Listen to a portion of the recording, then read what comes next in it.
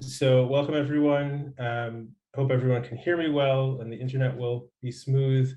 My name is Aharon Frazer, and I'm really honored to be here today between two of my teachers, Rav Tzvi Grumman and Rav Menachem Leibtag, both big influences on me growing up and learning. So very honored to be speaking in this slot. And I'll also be talking quite a bit about Yosef. So I really appreciate Rav Grumman's coverage of some of the broader Yosef narrative. The purpose that we will be focused on today is very specific. We will not be able to go through all of the incredible and powerful story of Yosef and his brothers. There's much to dwell on there that we will not have time for. We will also not be able to go into all of the laws of Shemitah and Yovel in detail. What we will be trying to do is drawing a parallel, which I have not seen discussed elsewhere. I think it's a novel idea, between the agricultural system which Yosef creates in Egypt and the Shemitah and Yovel system which we legislate in Israel, which the Torah, in Parshat Behar and Bechukotai talks about implementing in Israel, looking at some of the rules that draw parallels between them and trying to see what is the message of this parallelism. And in order to do that, of course, we won't be able to start with Yosef. We'll have to go a drop earlier. We'll have to start basically with the first chapters of Chumash with Breshit. And that'll become clear in the course of the lecture why that's the case. And so let's just start here. What we'll be going through, one second, okay, perfect. So what we'll be doing is as follows. First, we'll be asking a fundamental question in the book of Breshit. Are agriculture, reproduction, and mastery of the animals good or bad? And so we will be looking at that with the first two chapters of Breshit, and the Cain and Hevel story as well, looking at conflict between farmers and herders. And then we'll come to the Yosef story and see how this is in some sense an inversion of the Cain and Abel story. And Joseph basically represents we could call it a synthesis. Joseph's reconciliation with his brothers leads to a synthesis between a herding and a farming lifestyle. And then that synthesis will carry through into the land of Israel in the Shemitah, Yovel, and Eritrea as well, right? The laws of donating various donations to the temple and then potentially redeeming them. All of these seem to follow the same patterns that we see with Pharaoh's dominion over Egypt. Okay, so I will try to go through this quickly. I've kept the text to a minimum and I've highlighted. There's not going to be a lot of surprise. Once you see the slide, you'll probably know what I'm going to say, and that is intentional. But if you do have questions, please save them for the end. And if we have time at the end, there's more I have, potentially not in the slides that we can go into, but we'll try to be mindful of the time and the medium. So, and I will read the English. The Hebrew is here. If you're familiar with that, wonderful. It will definitely help. So the first question that we have is whether it's actually beneficial and desirable and good, I would say, to pursue power in the broadest sense. And pursue power can be a lot of different things, but power over the animals, reproduction, taking charge of your own destiny with agriculture, right? And so the first chapter of Breshit contains a very famous blessing that God gives to the people upon creation, and says to them, be fertile and increase. And I will allow myself a little bit of Hebrew, right? So Peru Revu, well known, right? That is the commandment to have children in the Torah. That comes from the Garden of Eden, well, not the Garden of Eden, the 7-day story of creation. And then and to rule over the fish of the sea, the birds of the sky, and all the living things that creep on the earth. So people are instructed to reproduce. People are instructed to rule the animals. And people are instructed also about food. And this I have not seen someone else who notes, but I am very convinced of it in the Hebrew text, right? It speaks about what people eat and what animals eat. And it says that people eat seed-bearing things. They eat seed-bearing plants. They eat seed-bearing fruits. Whereas, and I just included it for the sake of comparison, these other creatures, they eat all the green plants, in Hebrew called Yerek Esav. So there is a distinction being drawn here. It's not that people are carnivores, certainly, right? That will come later in the story of Noach. That will be introduced. But people and animals both eat plants, but people eat plants which bear seeds. And so this seems to me like an oblique reference to farming. Obviously, the first chapter of Breshit is much more concise and much more terse. And it doesn't give a whole elaboration on that, right? It doesn't talk explicitly about people performing farming and how they feel about the farming or anything like that. But it does seem to be just, in this blessing that we have three key elements. We have reproduction, we have dominion over the animals, and we have agriculture, it seems. And these are all presented as a blessing. There's nothing wrong with these. There was never any question that these would be the case. These are all intentional, all by design. They're like the telos of people, is to do these things. This is it. This is the main thing people do. And so it's presented in a very positive light. If we go to the next chapter of Bereshit, and again, I skipped some parts you probably have, are familiar with. There's a tree of life. People eat from it. Weren't supposed to. The snake was involved, and now they're going to get punished, right? And so, again, just highlighting the key phrases for our purposes here. Oops, sorry about that. Here, so yeah, here we go. Sorry, no. Yes, here we go. Okay, so this is a subsequent chapter. There are many interpretations of the connections between these chapters, but the simplest interpretation is that these are two distinct accounts of creation that stand independent of one another. It's not sequential, right? It's that there's one telling of the 7 days of creation, which is kind of a literary unit. There's an alternate telling, which focuses much more on let's say, the human drama and what people do and what they were instructed and how they responded, which is utterly missing. It's not just these elements of agriculture and reproduction. There's no conflict. There's no drama of any kind in the first story. In the second story, they've sinned. Now they get punished. What is the punishment? So it is the woman is going to bear children who will be in a very harsh relationship with the snake. Right? They shall strike at your head, and you shall strike at their heels. So the dominion of the people over the animals, but the possibility the animals may also fight back a bit, right? But this is not presented as a punishment to the people. So obviously, it's primarily that the people will conquer the animals, and secondarily that the animals may fight back. Then secondly, the woman, pains of childbirth, right? That will be the pain that the woman will suffer. It was never said in this story anywhere before that the woman will be having any babies. And so the possibility is certainly open in interpreting the second chapter of Bereshit that it's childbirth itself that was the punishment. That, basically we were told that people will die. Now they're mortal, they need to therefore reproduce. They would not have needed to do that otherwise, and it's going to hurt. And then to Adam, so the man is told, by the sweat of your brow shall you get bread to eat, right? Right? The human condition, right? You will be mortal. You will have to work for your sustenance. And so these three for three are the blessing, right? Essentially, people rule over the animals. People rule over the animals, right? Reproduction. Agriculture. But they're presented in a very different light, both in terms of just the words here, which doesn't sound.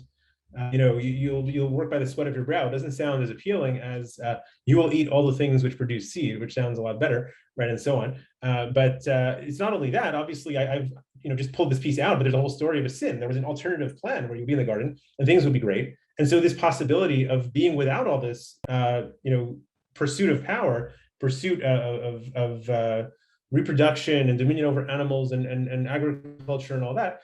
That was there. There was a possibility of that in the second telling, and that possibility is some kind of an ideal. But we are told that it didn't work out, right? And so there are two very different takes, primarily for our conversation today about agriculture, which is what Yosef will be most involved in. But in all kinds of human pursuit of power, is that essentially like our telos and what God blessed us with and what we should be doing? Or is that, to use the halachic terminology, right? Is that b'diavad, right? It wasn't the plan originally, and in the spot that we're in, it's the best we can do, but it's kind of a punishment in a way to even be here.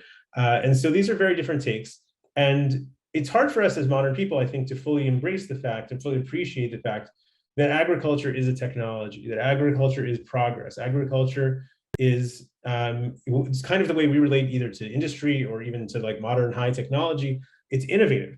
And it's something about people taking control. And so the Torah throughout Bereshit presents a very ambivalent approach, a very ambivalent point of view towards agriculture.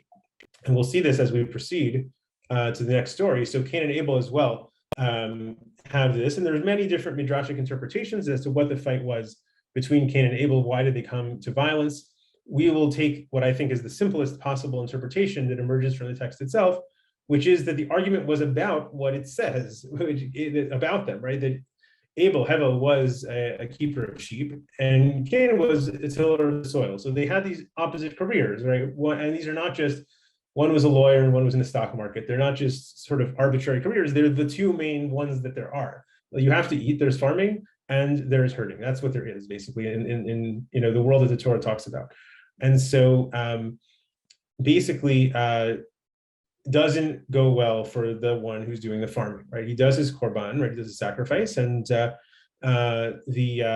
Lord, right? God does not accept the sacrifice of the farmer, and so it seems to be a rejection of farming, of the farming lifestyle, of the farming, vocation, let's call it, right? And so where the punishment as well seems to indicate this, that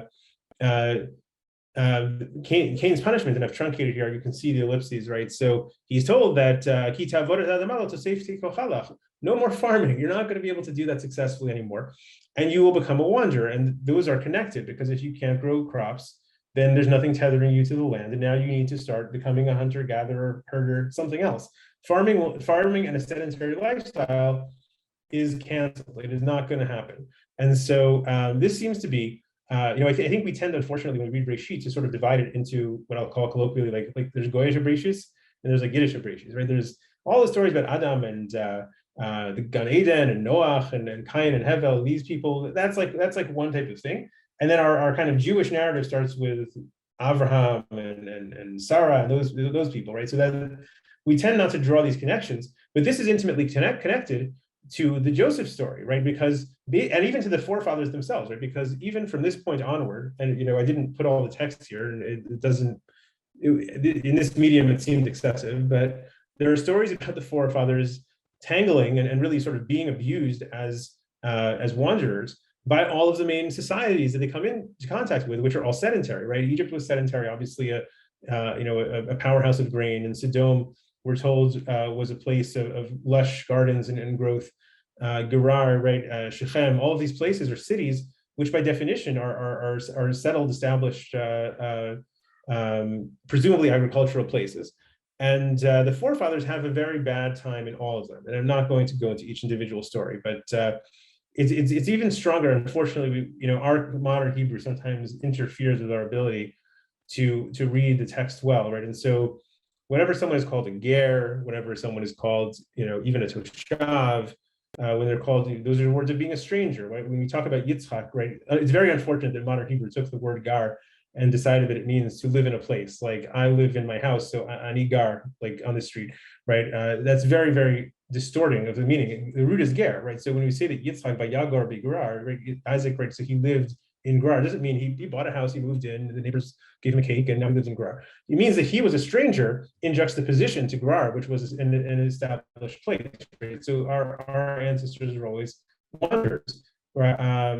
It's presented, Shechem is just on the list, so I'll mention it, right? It's presented as an extremely noteworthy event that when Jacob comes to Shechem, so he purchases the field for a sum of money, right? So that's unusual, right? Abraham has the same thing. When he needs to bury Sarah, he now needs to do some dealings with real estate. Whenever the forefathers do buy land, it's very noteworthy, and it's the exception. And so they're generally herders. We see this as well when they go to Egypt. They make a big show of bringing all their livestock, and the Egyptian leader says it's not necessary, but they insist. Right, so being a herder is core to the identity, and it seems like the kind of abuse to which they're subject is identified with the cities.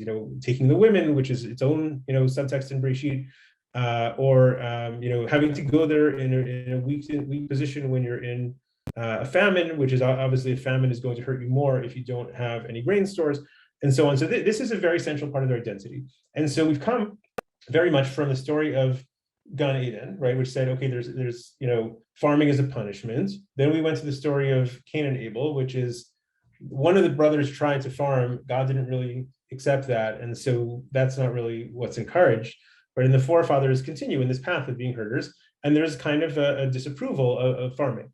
And so when we get to the story of Joseph, so now we have things really heating up. And I didn't put all the text of this story either, But for the purposes of our conversation, right? So let's look at this. So what should become apparent is that, first of all, Joseph is an anomaly because he has, from his youth, he has an interest in grain, which is very odd, right? It's a little bit like if you, again, like the story, you had a family where everyone is a lawyer, someone, this kid all of a sudden says, well, I really think when I grow up, I want to be an artist, right? And so everyone is looking at this kid and trying to figure out where he got that from, right? And so Joseph is saying he wants to do grain. He's dreaming about bushels of grain, from a young age.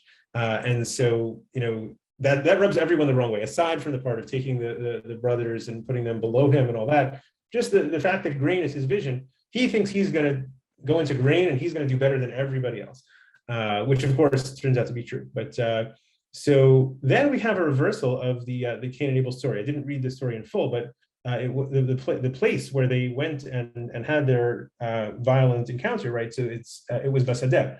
A sadeh is a field of agriculture, right? So what happened is that the herder had gone into the territory of the farmer, and you go into the wrong neighborhood, then bad things happen, right? And so he went there and he got murdered, basically, right? And so then we have a parallel thing happening here, which seems to be a setup, and this I think is key to understanding the Joseph story outside the scope of this narrow discussion today.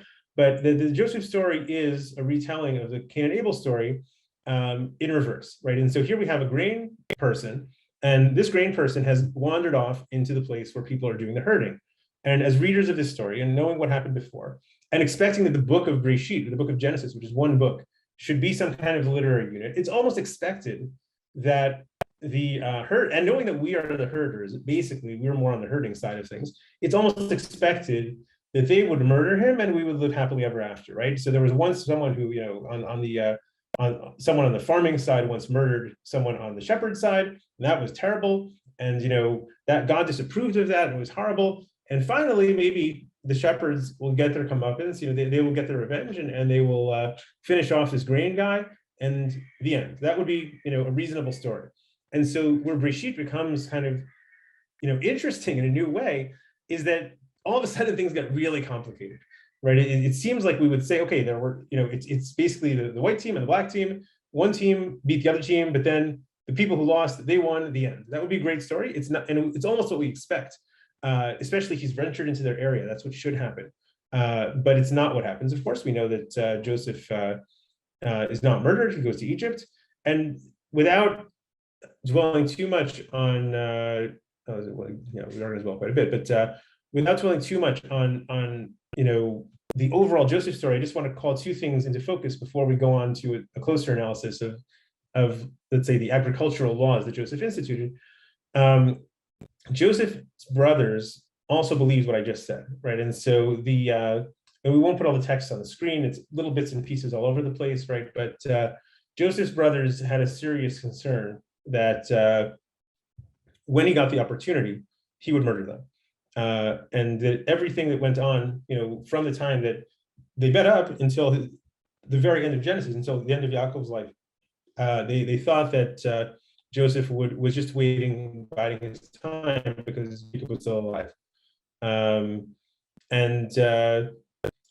It's very hard for us, because we know how it ends, to realize how serious that concern was. And to remember that in a family there had been stories like that Esau had threatened to kill Jacob, right? And things like that had occurred, or been threatened at least. And they really believed that this was a possibility.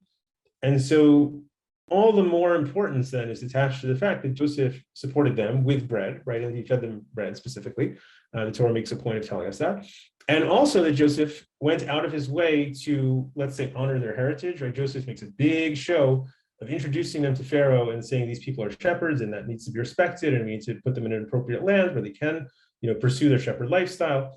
It seems very unimportant to us as modern, when we read the story of Breshit, we kind of fast forward that part often, but this is part of the reconciliation, is that he's not only not going to murder them, he's going to also not forcibly convert them into his approach. He's going to look for some degree of synthesis, for some degree of honoring what they did. And of course, his insistence that he be taken back to the land of Israel as well is of a piece with this, right? His adamant insistence that he must be taken back and buried in Israel with them. This is not only showing them that he won't hurt them, it's showing that his true wish is to integrate, right? Is to, whether it's in the career sense that there'll be bread, but there'll also be herders, whether it's in the personal sense that he wants to be buried in the land of Israel, he's seeking some kind of settlement with them, some kind of integration with them. One small point, which I think also drives this home, and it's often overlooked, is the very strange thing in the Exodus from Egypt, when it's mentioned that Moses on the way out, picks up Joseph's bones and then takes it with him because that had been something which was promised earlier. It often seems as if it's like we would have a story about someone in Tanakh, and then in the Torah we would have a story about someone, and then like they were about to go do the important thing in the story, and then they realized, oh, I didn't shake a lulav today, and they just like interrupted the story and said, oh, it happens to be Sukkot today, I have to do that, or I have to put on tefillin or something, and they just interrupt the story. That's not the case. It's core to the Exodus of Egypt that Joseph be restored. The whole thing started by selling him into slavery, and it was not clear at all whether he would ever want to come back, and there wouldn't be an Exodus if he didn't, because things wouldn't be resolved. And so Joseph's insistence that he be taken back, and Moshe's insistence that in fact he take him back, are core to the resolution of the whole conflict. So all of this basically, to recap real quickly what we did up till now, presents a story where there's being a herder, there's being a farmer, they're in some degree of opposition, and Joseph represents this type of a synthesis where we will in fact accept farming because farming works much better than being a herder, and yet we will honor being a herder, right? The Pesach sacrifice is obviously another very strong nod in this direction, right? That if you need a nationalistic act, a defiant act for the Jewish people to do in Egypt, so we're shepherds.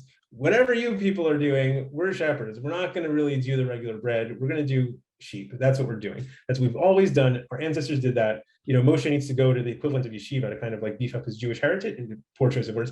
Lamb up. Whatever. He has to, go and we would go and study Torah for a while in Israel. So he goes to do some time as a shepherd, right? And then it helps him really become like a full, proud Jew, right? So these motifs are very strong.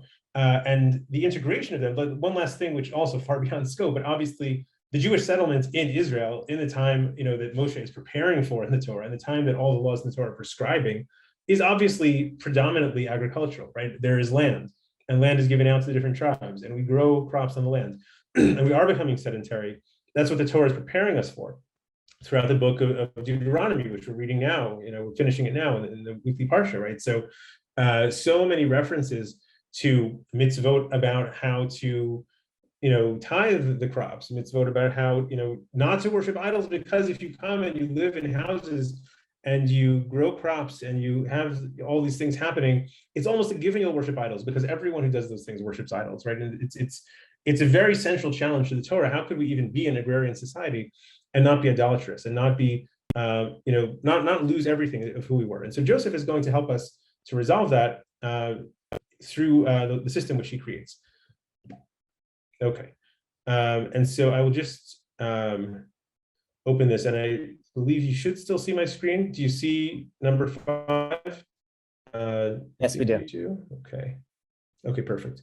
And so there's a long section which describes exactly how Joseph administered the agriculture in Egypt. And I'll just say, the simple reading of the story when Joseph and Pharaoh have an encounter is that Pharaoh is very impressed with Joseph's prophetic knowledge that some bad years are coming.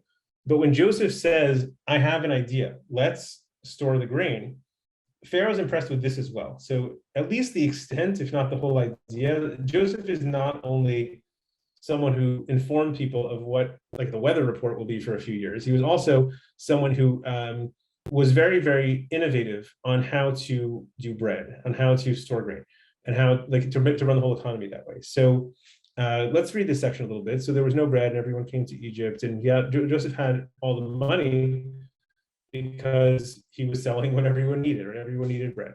And so when they ran out of money, then Joseph began his real program. This is when things got much more intense, right? And so he bought up all the animals, all of them. And so he bought up all the animals, there were animals in Egypt, it's not people and animals. He bought it all up and in exchange for bread.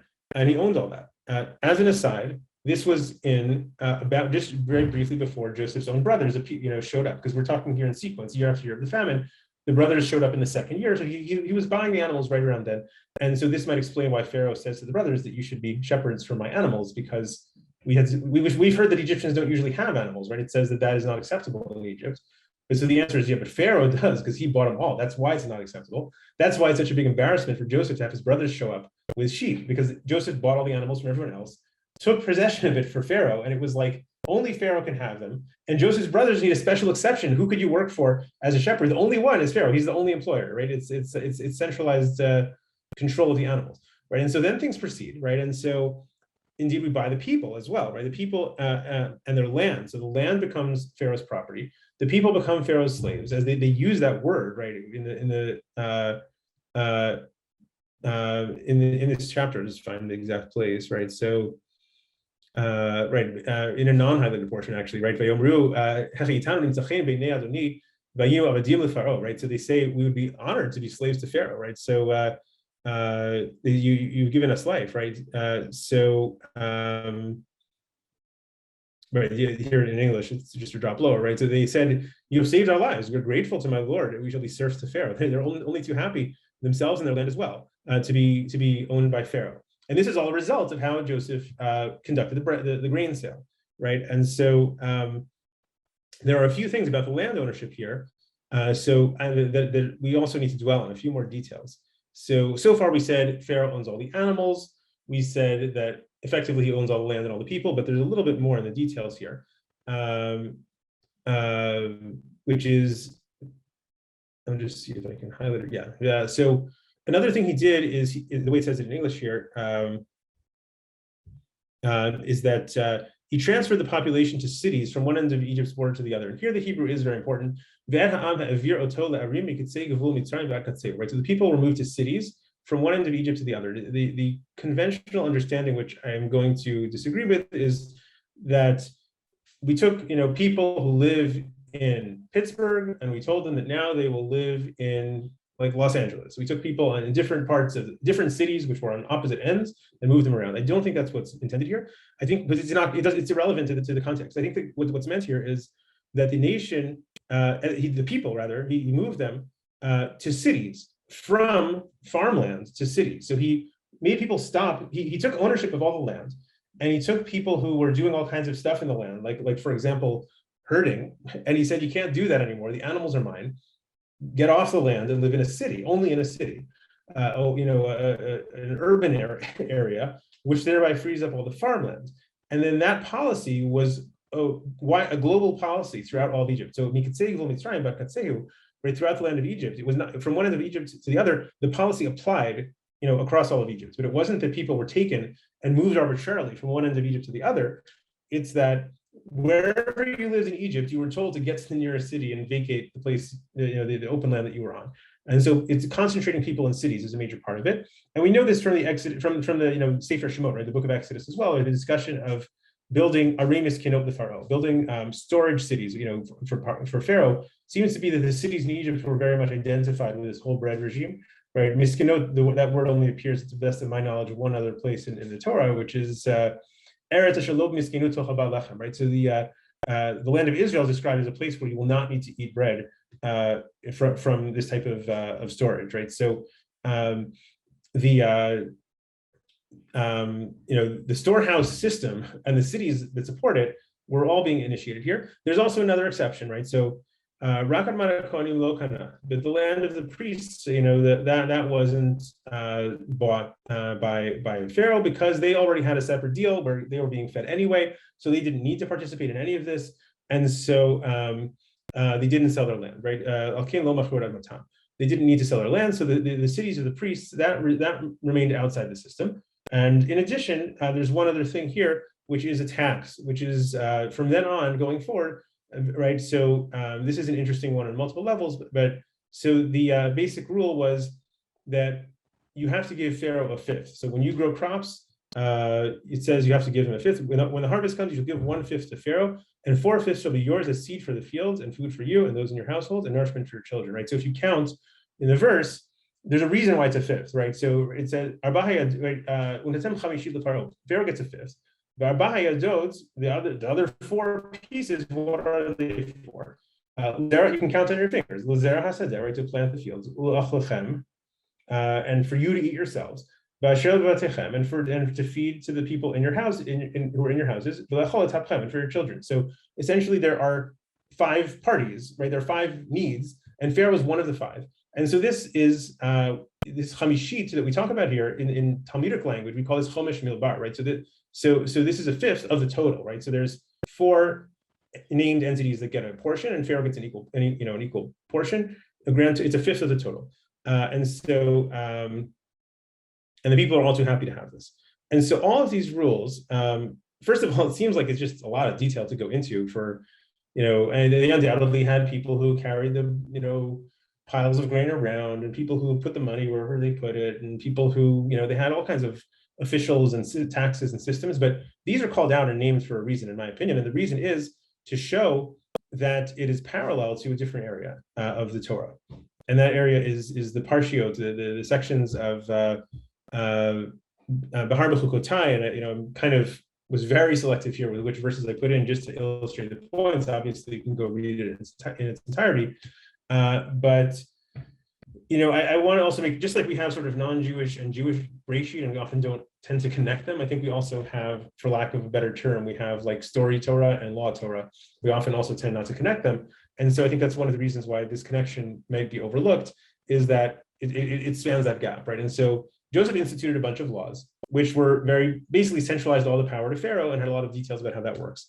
And so I want to look at the laws of Shemitah and Yovel, and we won't go through them in their entirety, but the most important thing to say about them, right, the basic principle is that God owns all the land and God owns all the people. And therefore, everyone is there at God's behest. And there is no permanent sale. There's no permanent ownership because everything is under God's rules. And so that is expressed through a number of different turns of speech and through a number of different rules, which are all very reminiscent of the Joseph story. Before we get into any of the nitty-gritty ones, I think the most obvious one is this one here, right? So I'll ordain my blessing for you in the 6th year, so that it shall yield crop for the 3 years, right? This is a response to the question, right? You will say, what are we to eat in the 7th year? If we observe Shemitah, as we're about to, right? So there will be no food. If we don't grow stuff, what will we eat? And so this seems to be highly reminiscent of the original impetus of Joseph getting into the Egyptian rule, right? There are 7-year cycles of we have food, we don't have food, and Joseph is the one who says, I have a solution for that. So Shemitah, in a sense, is a reenactment, a remembering of this idea that based on God's will, you have 7 years and stuff grows, and you have 7 years when stuff may not grow. So we don't do 7 years of, if we were really like hardcore, we would do 7 years of Shemitah, right? That seems like it's just not tenable. But we get to the end of 7 years and we say, okay, there's going to be a year where we simply don't plant. And what will we eat then? Well, God will give us blessing, and it will just be enough, and it will just work. Which seems to go back to what happened in Egypt, in the Joseph, in the initial story with Joseph and Pharaoh. So now we get into some more, this again is not a specific rule, but a very strong, connection, right? Right. So the land must not be sold beyond reclaim. It means like permanently. You can't sell the land permanently. It's not yours to sell. And you are the strangers are not a great English word for this, right? But you're just kind of temporarily living on my land. And so once again, so this seems to be very similar to the idea that all the land, the land in its entirety belonged to Pharaoh. So here it's not Pharaoh, it's God, right? But it's the same structure and the same sort of legal reasoning. It's not your land, it's my land. So I decide the rules. Now we get into some more technical details, and some people may not be familiar with all of these, but there are the basic law of Yovel. I'll try to make it as simple as possible. The basic law of Yovel, the Jubilee year, is that if one had sold their ancestral land, then once we reach that Jubilee year, the 50th year, it will be restored to the original seller, so that no matter how poor you got and you were forced to sell your land, to get money, you can get that land back. And so there is an exception to that, a noteworthy exception. What if a person sells a house in a walled city, which is not farmland, right? A walled city is a residential area, right? In terms of zoning, it's an urban area, right? And so in the Torah's conception, it's where people are supposed to buy and sell houses, right? So if you don't, the rule is you have a year to undo the sale, but if you don't, become a let's me too. The house which in the walled city shall pass to the purchaser beyond claims throughout the ages. It's a permanent sale, and it will not be released. And so what this means is basically very similar to this idea that we had in Egypt, where the people were told, you live in cities now. You don't live the agricultural land that belongs to the king, but in a city that is the correct place for you, right? And so this, if you think about what would it be if you were someone who was trying to, you want to do well financially, and you live under the Shemitah regime, right? You want to, have a 401k, and you want to maybe like pass something on to your children. You want to do okay, like under Shemitah. It's not very easy under Yovel. It's not very easy because everything's going to get reset. But if you're minded that way, the thing you can do is you can become a real estate baron inside a city. The Torah allows that. You can buy the biggest house you want. You can buy 10 houses. You can build hotels. You can do anything like that inside of a city. And there is a 1-year period where it could be challenged. But if you pass that year, now you're home free.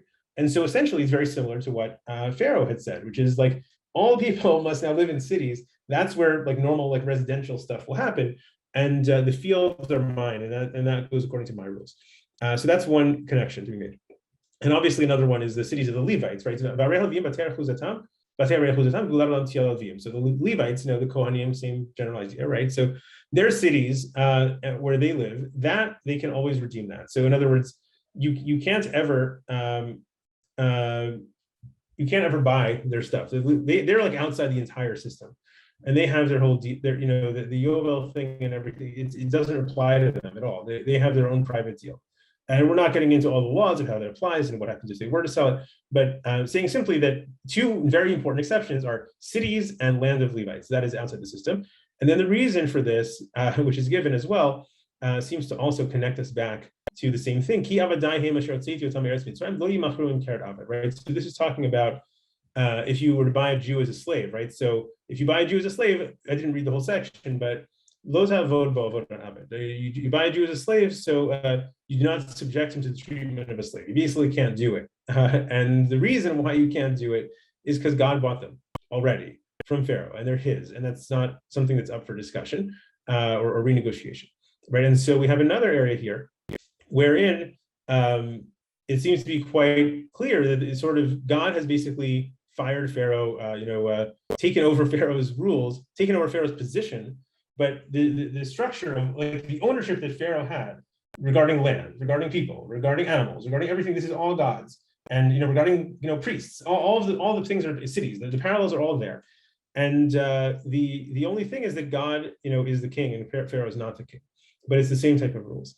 One last one, which I think it took me a lot of years before I could figure. I never understood who cares about the Chomesh of Joseph, what's that got to do with anything. But I think it's very clear that it's a predecessor of the fifth that you have when you redeem things which you donated to the temple, right? And so in this same section of the Torah, it's not about Shemitah and Yovel per se, but it becomes related because basically, if you were to donate land to the temple, then that land also potentially has the 50-year laws on it. So evaluating how much is that piece of land worth becomes very intertwined with how many years of Yovel remain and what's the actual money value behind this land, which is dependent on the how many years of agriculture there were.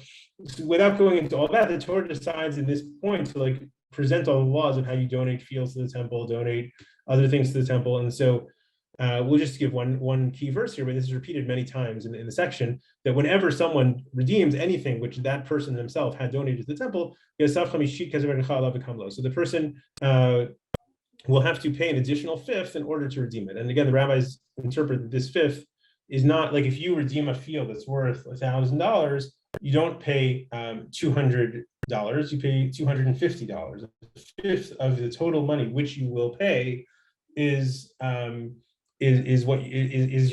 incremental tax, right? And so that means that it comes to the exact same math as what Pharaoh was doing, which is that you get 4 parts for you and 1 part for the ruler, right? And so the ruler is God. And so where does this leave us? I mean, that's really, we ran through this fairly quickly, and I'll just now try to summarize and give maybe some enrichment as to what I think this actually means. which is that the Torah basically presents to us a story wherein our ancestors were not farmers. They were by nature, they were herders. That's who we are. We're nomadic. The Torah is incredibly uncomfortable with us being sedentary, established, more powerful, agricultural settlements. The Torah presents us a progression of how we got here. How did we get in Israel to be in this place, where we are actually farmers? The way that we got here is by a two-step process. First, we went to the most antithetical place in the world, which is Egypt. We went to a place that has totally alien values and where they do things much differently than we do. And somehow, actually, our guy was actually like a huge star there. He did great. And he out-Egypted the Egyptians. He outbreaded the bread people. He was like, he schooled them on how it's done. But there's just one thing, which is that at the end of everything, it was still all about Pharaoh.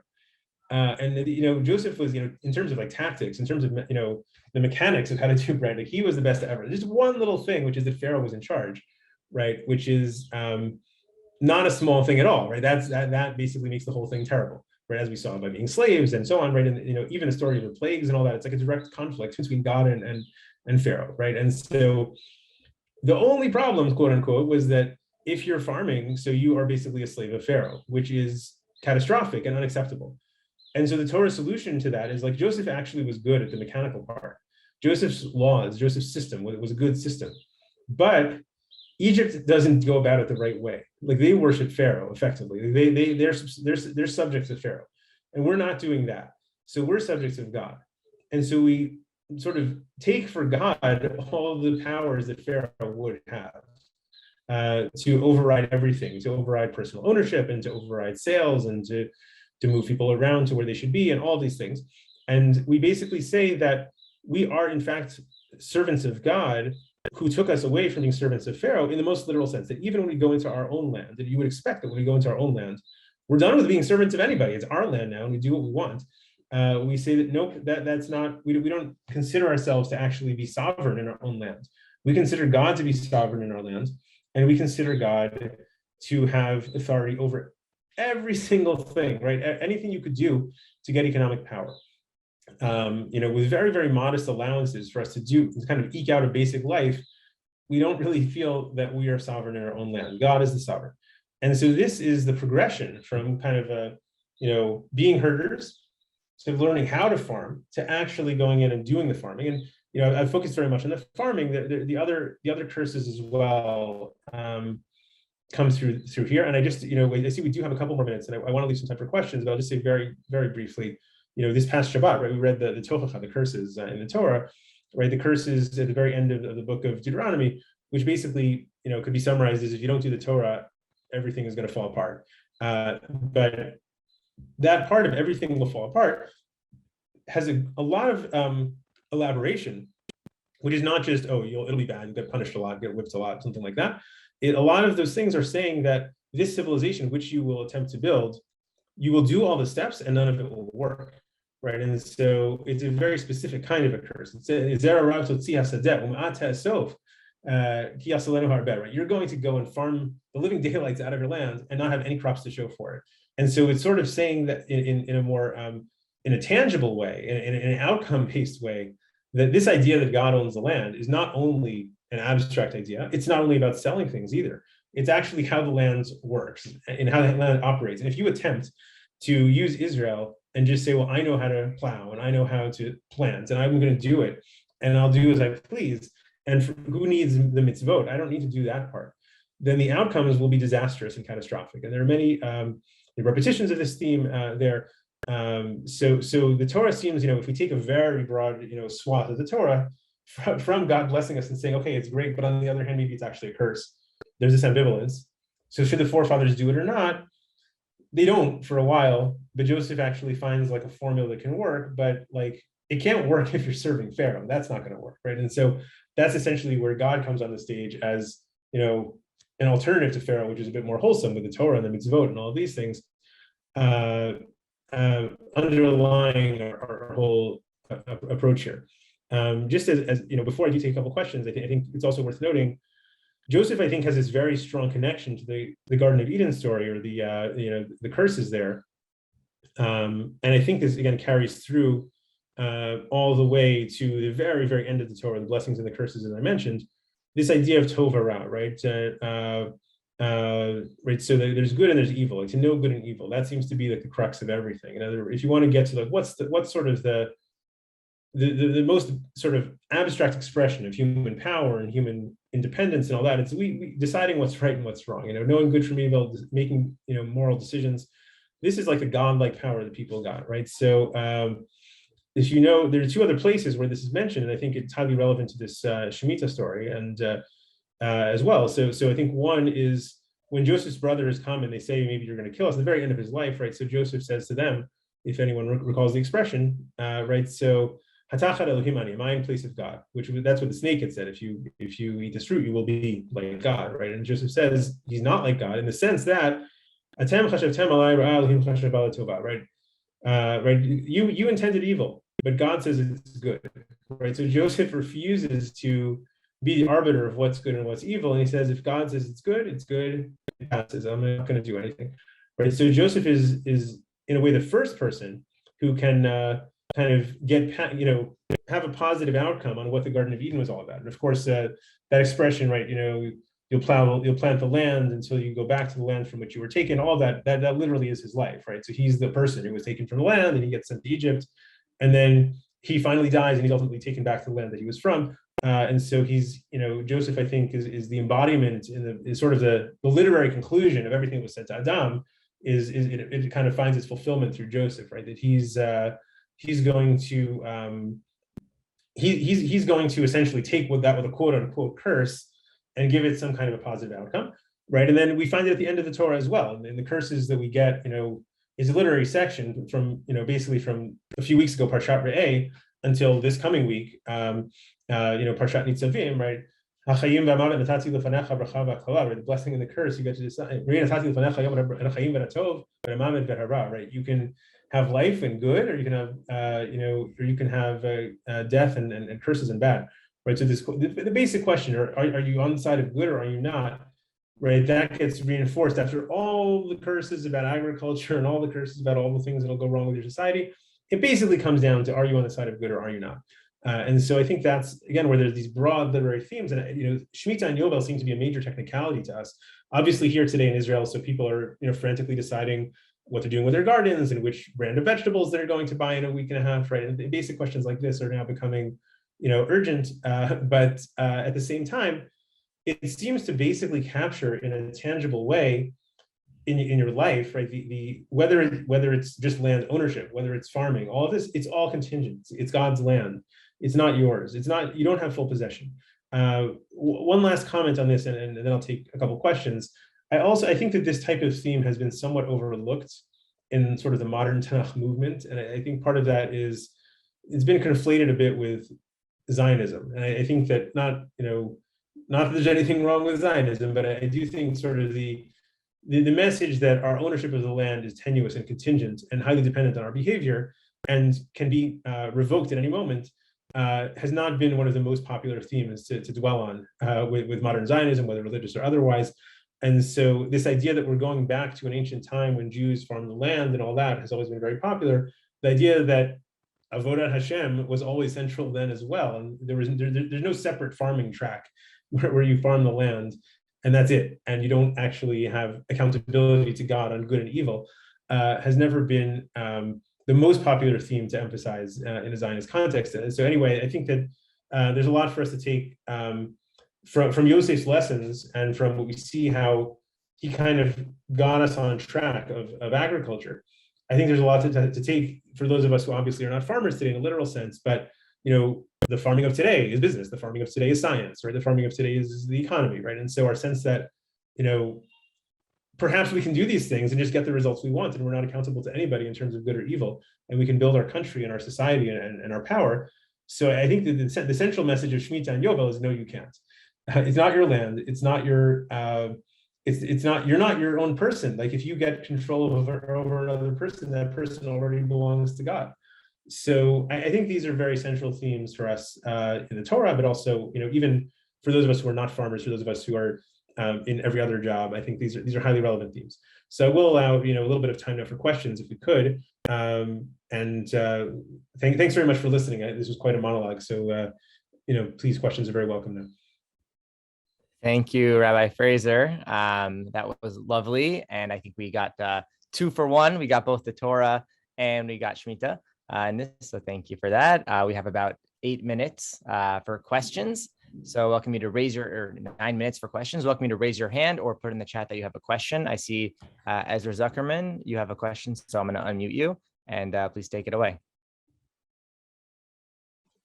Yeah, can you hear me? Yes. So thank you for Rabbi Frazer for the shir.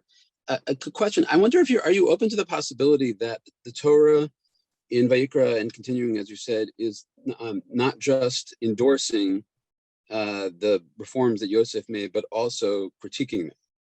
And so I make 3 points on that. One is, so if you go to I think, as you said, the conventional view that Yosef was moving the populations around, right? Then the Bahar B'chukotai is clearly not doing that and very much against that. The whole system is about returning people to their ancestral lands and never severing that link. So that's number one.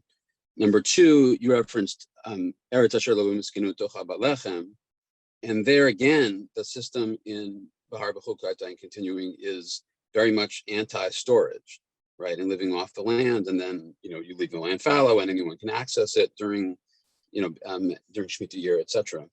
And then the third is, and here I'm drawing on I think various people who read Perek as it Mem Zayin, right, in Breshit as even just there as being very critical of Yosef, and there the contrast is between the treatment of his family, right, who have privileged status, right, and by Chalkel Yosef, at his family lechem lefiataf, and then belechem ein b'chol haaretz, right, and then also with the Kohanim, and there's a parallel, but there's also a contrast, right, because they get land, that is assigned to the Kohanim, I'm saying in Egypt, whereas the Torah's system is basically turning the Levim and the Kohanim into a dependent class, and they're put together with the the Almanah and the Ger, right, in Dvarim in particular.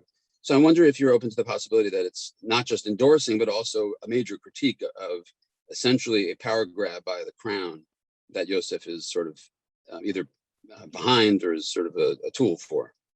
Yeah, I mean, those are all interesting examples. And look, Shivim Panim Torah, obviously each one can be interpreted in a multitude of ways.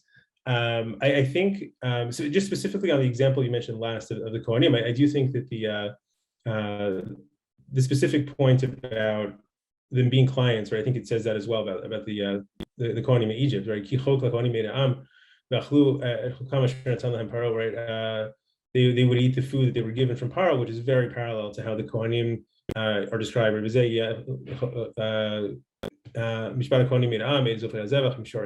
There's a lot of those, the very similar terminology is used. But I think the bigger point, which I agree with you very much, is I think the biggest part is like Paro is the wrong leader, right? In other words, Paro doesn't represent a moral program, right? And God obviously does represent a moral program of mitzvot. And so I think that's, mitzvot, especially including like the social justice dimension of mitzvot, not only, but including that as well. So like being a servant of God is definitely a very different proposition, right, than being a servant of Pharaoh. And I think that gets to some of the thematic points you're making.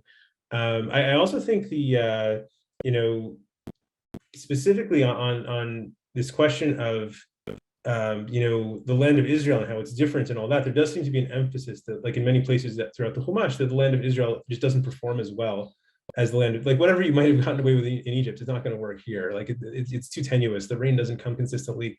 And so all those kind of things so you are in a precarious position, and it's intentional that you're in a precarious position, and like it's precarious by design. So I don't know if I would call that like not hoarding or not accumulating, not storing, but it does seem like there's this part of, Parshat Akev talks about it, right? That God looks at this land throughout, all the time, meaning basically, God's going to be evaluating whether to give you rain that you desperately need at any given time.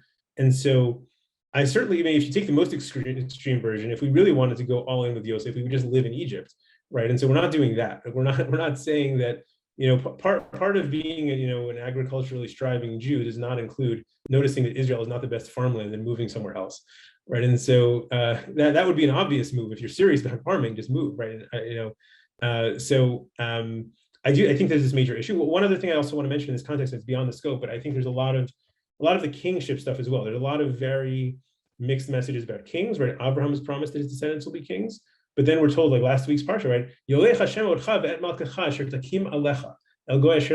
It serves you right for having a king. You and your king can get out, so the king maybe is like the strongest symbol of the state, right? And so it's a blessing. It's promised us that we will have that, but it's also very bad. So I don't know if it will come down to like a yes or a no, but I think you're hitting on some key themes.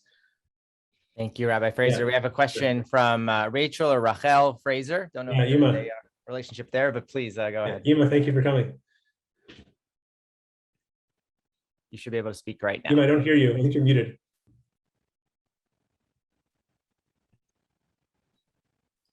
Sorry, I said I'm a proud mother, but besides that, what I'm thinking is that Gan Eden wasn't realistic for humanity, given our nature.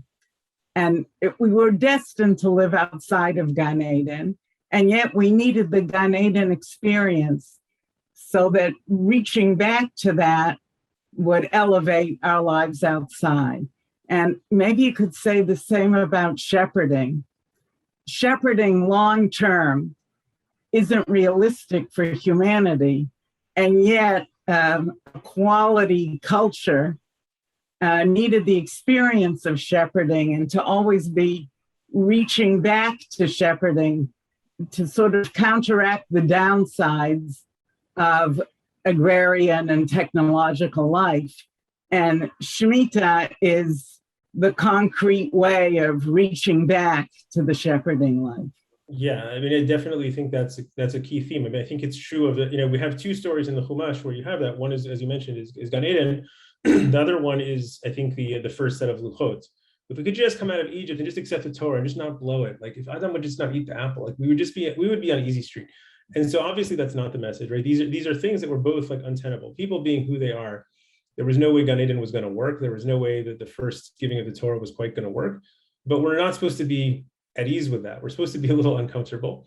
And as you said, I mean, certainly the, Shemitah is a very, very central, as you said, way of reaching back, reenacting, anchoring ourselves in that. But I think the holidays as well. And Pesach, obviously, very obvious one, right? The Korban Pesach itself. And remembering we were slaves in Egypt, where it's not that you would forget, like it slips your mind, you would want to erase the memory and deny that that's who you were, right? But at Sukkot, I think as well, it's not always appreciated. Kol hazrach b'Yisrael yeshuvu b'Sukkot, right? So the way the Torah instructs us on building a sukkah is that if you live in a permanent house, then you are the person who needs a sukkah. And I'm not saying, regardless of how that applies in halakha, who's obligated, who's exempt, but Kol hazrach b'Yisrael yeshuvu b'Sukkot, the purpose of Sukkot is to take those people who are seen as something of like, they're like nouveau riche or something. These people who live in houses, which is not necessarily how Jews have traditionally done it, but they live in houses, they can't stay in there on Sukkot, they need to go out in the field like regular people and kind of get a refresh on what that's like.